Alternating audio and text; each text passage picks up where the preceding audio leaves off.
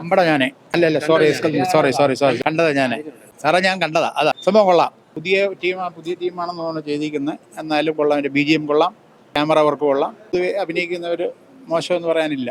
മെസ്സേജായിട്ട് അങ്ങനെയായിട്ടൊന്നുമില്ല, പക്ഷെ ഒരു വെറൈറ്റി ഉണ്ട്, ഒരു സസ്പെൻസ് ത്രില്ലറായിട്ടുണ്ട്. മെസ്സേജ് ആയിട്ടൊന്നും പറയാനില്ല. ചെറിയൊരു കഥ നല്ല രീതിയിൽ എടുത്തിട്ടുണ്ട്. ചെറിയ രീതിയിൽ അതും ഉണ്ട്.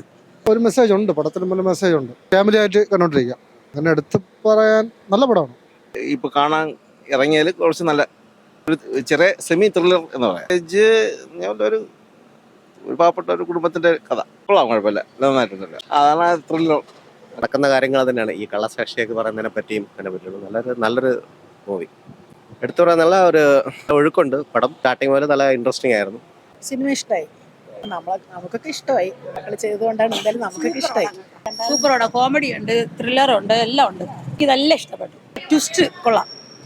അവസാനം വരെ അത് വലിച്ചു നീട്ടിക്കൊണ്ട് പോകുന്നുണ്ട്. നല്ല രസമുണ്ട്.